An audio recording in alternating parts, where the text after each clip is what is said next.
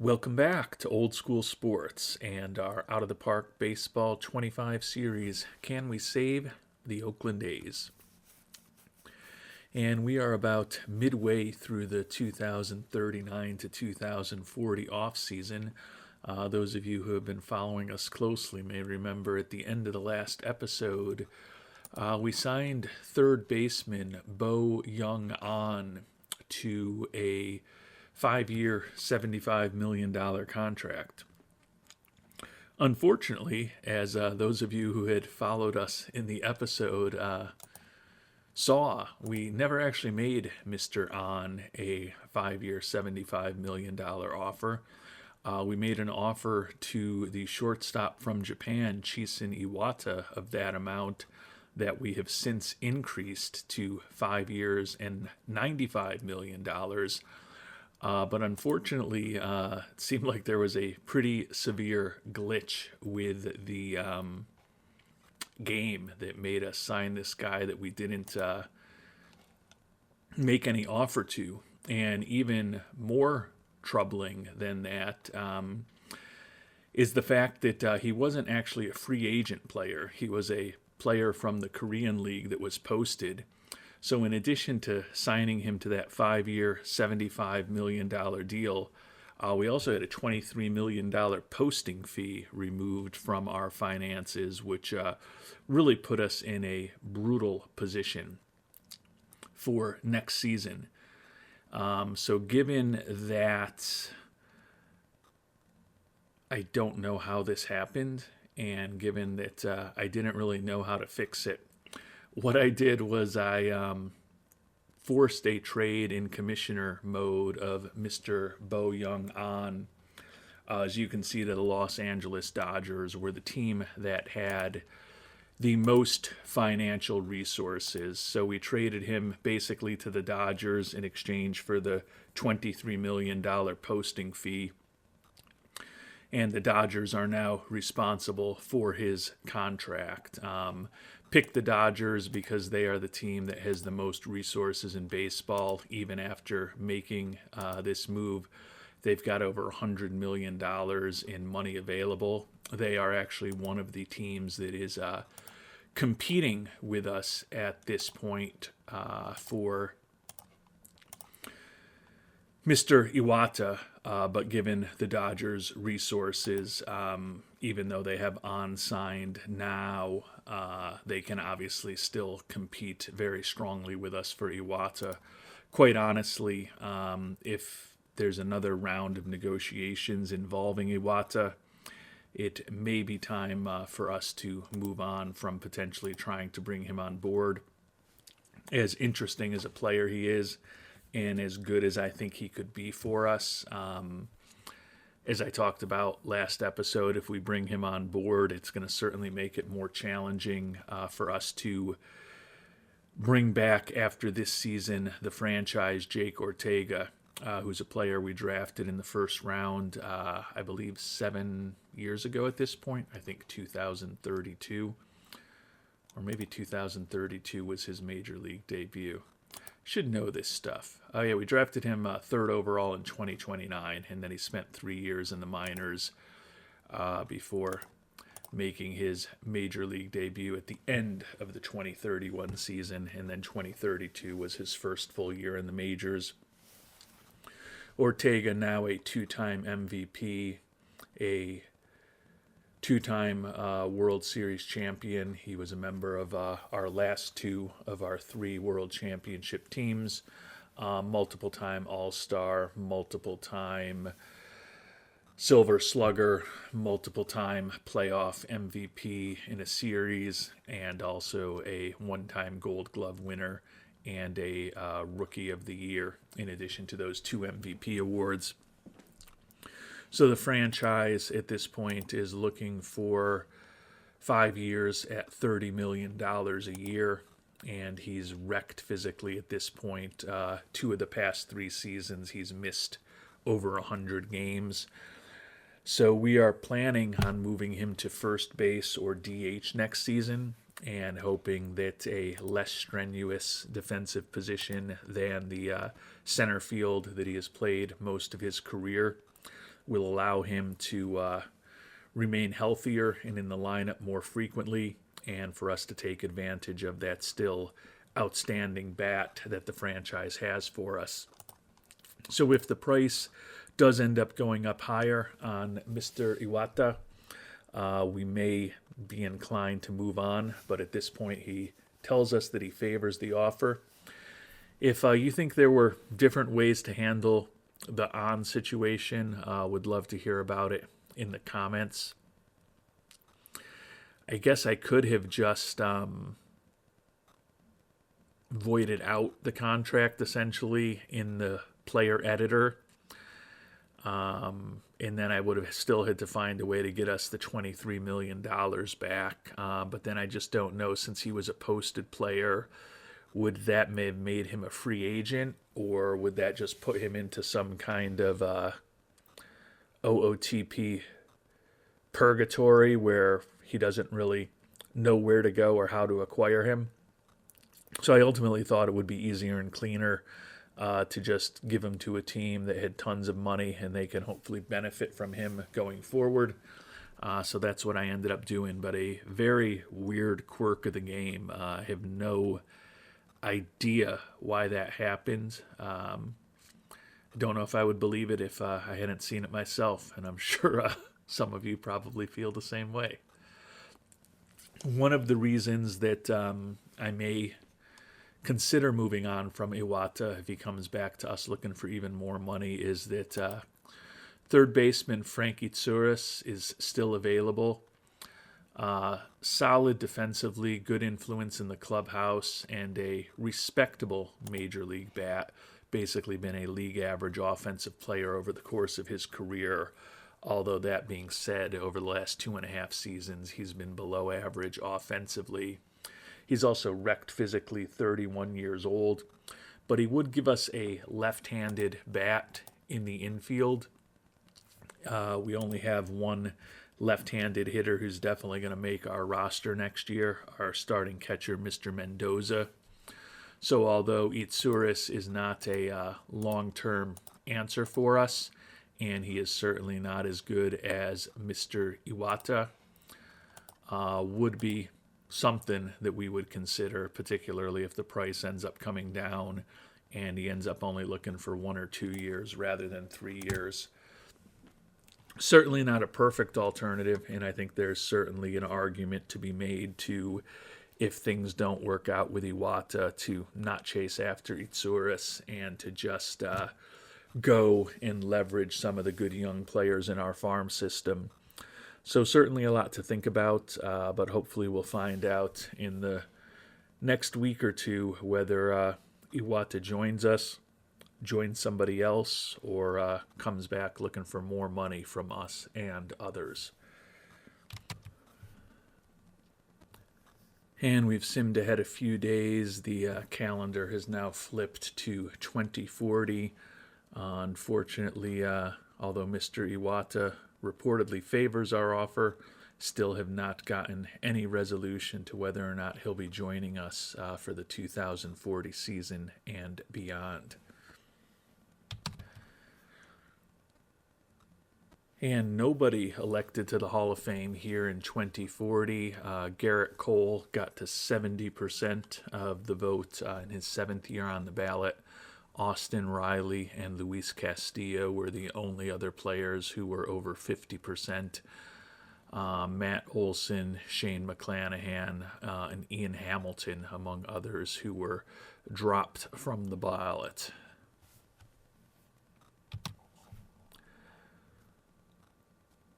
And I thought it may have been a few seasons since we checked in on the Hall of Fame voting, but I think actually we may have done it just last season. Bryce Harper was elected in 2039 if we didn't. Mookie Betts, Adam Wainwright, and Nolan Arenado the year before that.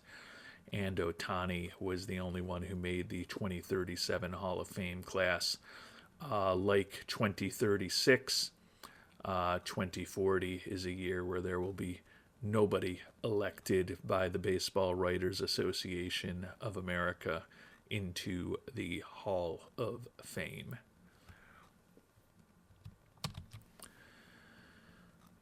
And we're now less than a week from the beginning of the international amateur free agent signing period. Supposedly, Mr. Iwata still favors our offer, but we haven't heard anything from yet. He's by far the best player available on the market at this point among either pitchers or hitters. If things don't work out with him, like I said, I think I'm pretty comfortable heading into this season without him.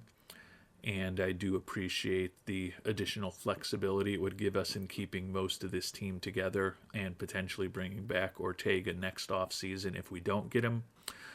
That being said, wouldn't have made him an offer of almost $100 million if I didn't think he could help our team. As I noted last episode, a very rare opportunity to have a 23-year-old who has a excellent profile on the open market, and would like to take advantage of bringing him on board if at all possible. And we've made it to the start of the international amateur free agent signing period. Wata still supposedly favors our offer, but we still have not heard anything from him in over 2 weeks now. I do worry a little bit that because somehow it got on in Iwata confused, that maybe Iwata is now in just some kind of long-term holding pattern where no one's ever going to sign him. Does seem a little bit odd that it's been about 2.5 weeks since he told us he favored the offer and that we haven't heard anything from him. Hasn't come back looking for more money, hasn't signed with somebody else. But hopefully things will get figured out on that front. Before we take a look at the IAFA eligible players and finish off the episode, take a quick look at what's going on in the development lab. We've got several people frustrated. I'll focus on the programs that are going well as any that are really bad. The young shortstop Jorge Castillo is excelling in plate discipline, and Federico Arreola, young starting pitcher, on track in terms of some secondary pitch improvement. The young outfielder Luis Godina, who's got a good chance of making the major league roster this year, particularly if we don't end up signing Iwata, is on track with some improvements he's trying to make with his two-strike approach. Closer Chuck Huntley on track, improving his pitch arsenal. And then the young starters Mike Blumenshine and Dave Baumler are both excelling in terms of some secondary pitch improvement. The excellent young catching prospect Jonah Richards, I believe the number 10 prospect in baseball and the top prospect in our system, is doing a good job, on track, improving his two-strike approach. David Palomares, the shortstop who was our prime IAFA signing a few years ago, is excelling with plate discipline. Jesus Ramos, young pitcher, on track, increasing his pitch movement. Jake Mendick, who we put in the final slot after we picked him up in a trade, is excelling in secondary pitch improvement. The only guy who's struggling is the young pitcher Wilson Rangel. 21-year-old is really struggling with increasing his pitch movement, but looks like all things considered could be on for a solid progression overall in the development of several key players in our farm system. We'll know for sure in 5 to 6 weeks exactly what happened in the development lab this offseason. So turning to the 10 players that we've had in camp most recently, as far as the IAFA prospects that we're looking at, we'll go over them shortly. As I mentioned last episode, going to be a different situation for Oakland this year. $5.23 million to spend is still more than the $4.75 million that most teams have. But we have been one of those teams with a $5.7 million to spend for basically this entire playthrough. Even though we are still a very small budget team, I guess our success on the field and perhaps the fact that our payroll has increased a bit now has us in the middle of the pack. So we're not going to necessarily be able to just guarantee that we can outbid anybody to get a player that we want, which could change our strategy a bit as we think about what to do. We've had 4 pitchers in camp with us recently. Alexis Sevilla, a closer. Looks like he could be pretty interesting. High adaptability, work ethic, and intelligence. Only 16 years old, and he already occasionally gets his pitches up into the mid-90s.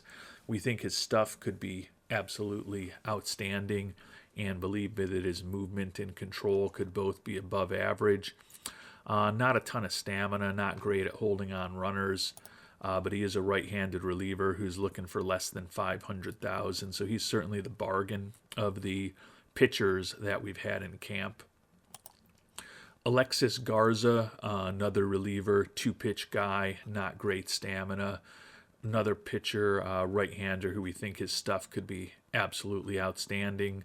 Potentially plus movement. Seems like control, a potential issue for Doodle Garza.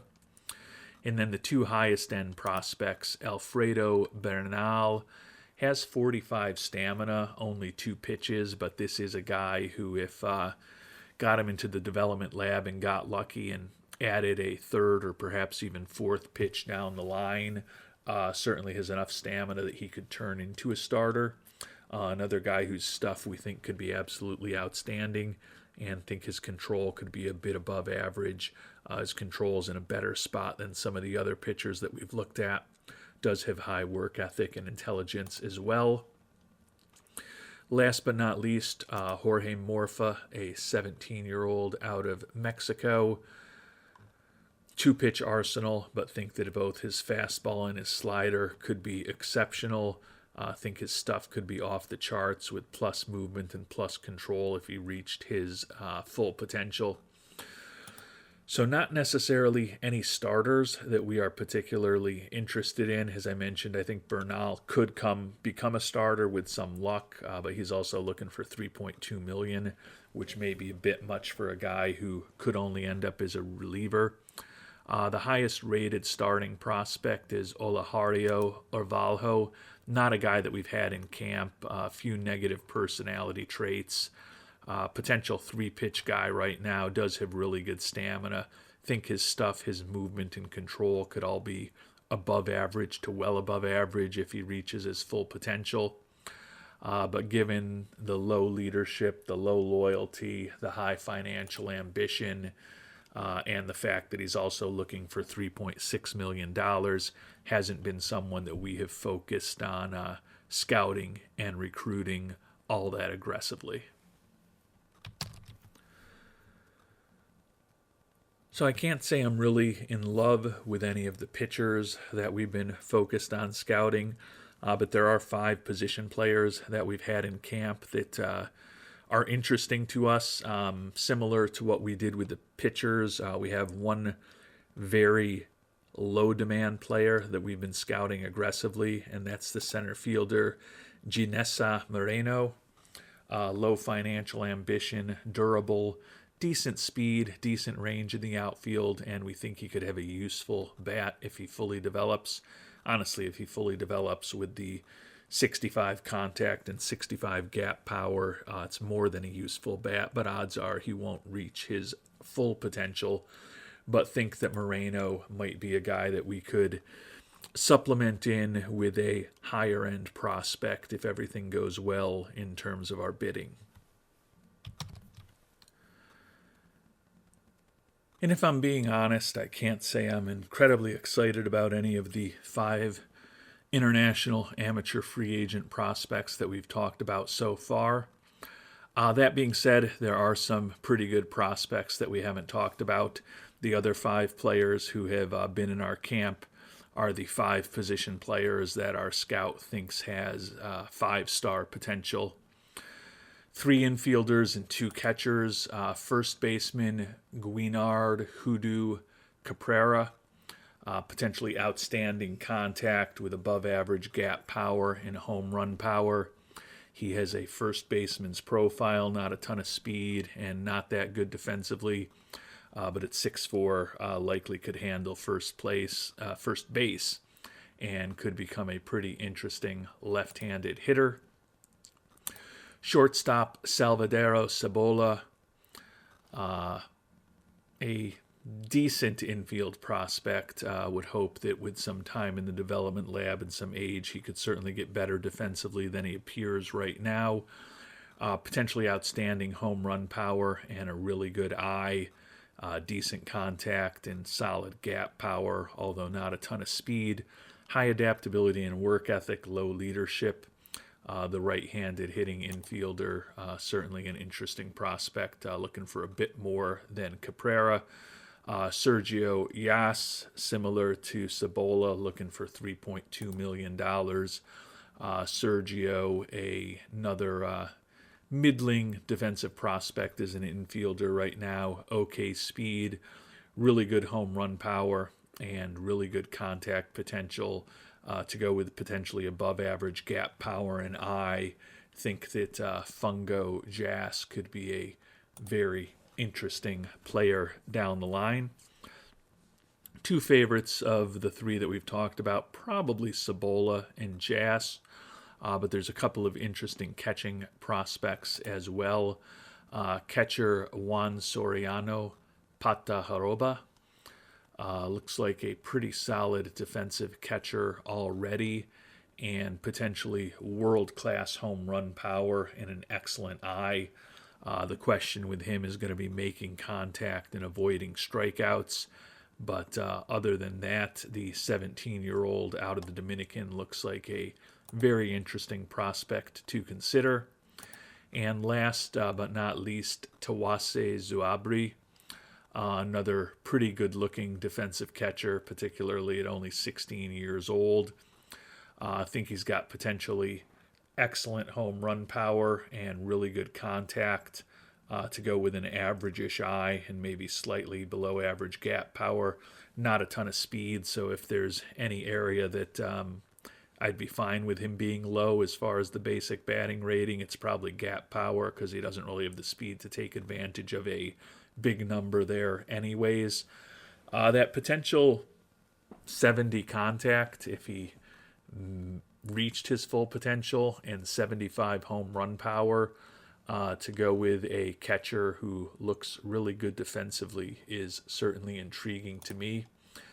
I'd say that Zuabri, Jas, and Cebolla are probably my top three prospects right now, but would love to hear from the worldwide scouting department if you've got any thoughts on things.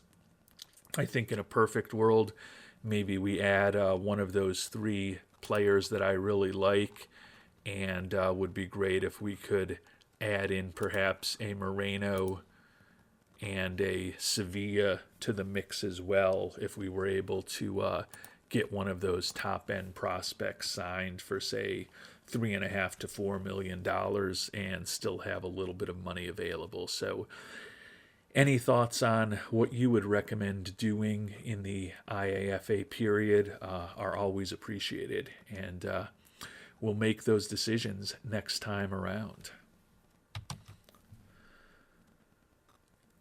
So except for a few trades right when the off-season began, and then letting some big and not so big players leave our team via free agency, it's been a relatively quiet off-season thus far for our Oakland Athletics. Still waiting to find out what happens with Mr. Iwata. Hopefully we'll be able to know one way or another what's going on with him before the end of the month of January. And by the time we get to the end of the month of January, hopefully we'll have made a decision on what we're going to try to do in the IAFA period, and hopefully signed a player or two as well. And we'll find out what type of progress we make with the IAFA class, and what type of progress we make with Mr. Iwata in the next episode. Until then, thanks so much for watching, and hope you have a great day.